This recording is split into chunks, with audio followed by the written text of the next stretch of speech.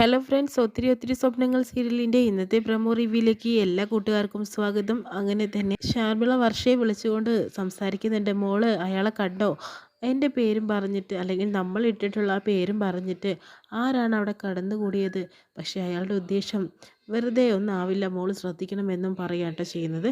എന്തായാലും അയാളെ കണ്ടിട്ടുണ്ടെങ്കിൽ അയാളുടെ മുഖത്ത് നോക്കി തന്നെ കാര്യം പറയാലോ അമ്മേ. നിങ്ങളല്ല ഞാൻ കണ്ടിട്ടുള്ള ആ ഒരു രാജ്കുമാർ അതർവേൾഡ് എന്ന രീതിയിലൊക്കെ മോളെ സൂക്ഷിച്ചിട്ട് വേണം എന്നും പറയുന്നുണ്ട്. അതിനുശേഷം തന്നെ വിവേകും അതുപോലെ തന്നെ നമ്മുടെ വസുന്ധരയോട് സംസാരിക്കുന്നുണ്ട് കേട്ടോ. മറ്റൊന്നുമല്ല, എന്തായാലും വിക്രമിനെ കുറിച്ചുള്ള ന്യൂസുകൾ ചോർത്തി കൊടുക്കാനായിട്ട് വന്നിട്ടുണ്ടായിരുന്നത് ഇയാളാണോ എന്ന് എനിക്ക് സംശയമുണ്ട്. എന്തുകൊണ്ടാണെന്ന് വെച്ചിട്ടുണ്ടെങ്കിൽ അവർക്ക് മീഡിയയിൽ പോലും അറിയാത്ത ആ രഹസ്യങ്ങൾ ആ വീടിനുള്ളിലുള്ള ഒരാൾക്ക് മാത്രമേ അറിയുണ്ടാവുള്ളൂ, അല്ലെങ്കിൽ ആ വീട്ടിൽ താമസിക്കുന്ന ആൾക്കാർക്ക് മാത്രമേ അറിയുള്ളൂ. ഒരു പക്ഷേ ഇയാൾക്ക് എങ്ങനെ അറിയാൻ പറ്റും എന്ന രീതിയിൽ തന്നെ വസുന്ധര ചോദിക്കുന്നുണ്ട്. എന്തായാലും ആ കൊടും ക്രിമിനലിനെ പറഞ്ഞയക്കാൻ തന്നെയാട്ടോ ഉദ്ദേശം. അതിനുശേഷം തന്നെ അവിടേക്ക് കാണിക്കുന്നത് നമ്മുടെ അഭിയെ തന്നെയാണ് കേട്ടോ.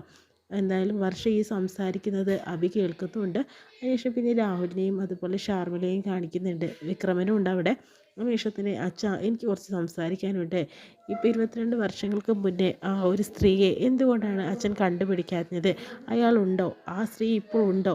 എന്തിനാ അച്ഛൻ ആ കാര്യം പറയുമ്പോൾ പേടിച്ച് വിറയ്ക്കുന്ന എന്ന രീതിയിലൊക്കെ ഭീഷണി സ്വരത്തിൽ തന്നെ രാഹുൽ ചോദിക്കുന്നുണ്ട് കേട്ടോ. അതിന് ഉത്തരം പറയാൻ വിക്രമിന് സാധിക്കുന്നില്ല. കാരണം ലക്ഷ്മിയെ ഒരിക്കലും വിക്രമൻ കൊന്നിട്ടില്ല കേട്ടോ. ഇത്രയും കാണിച്ചുകൊണ്ട് ഇന്നത്തെ പ്രമോ കഴിയുന്നത്.